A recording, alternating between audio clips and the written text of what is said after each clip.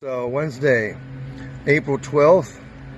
It's about 75 degrees in the afternoon. Very little humidity.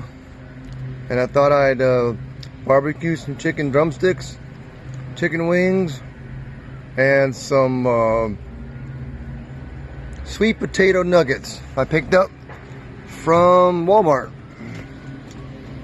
So I go ahead here and open the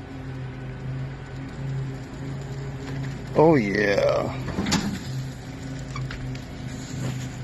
Nice thing about cooking your food up here in the grill, on top of that warmer, it's cook it and forget it.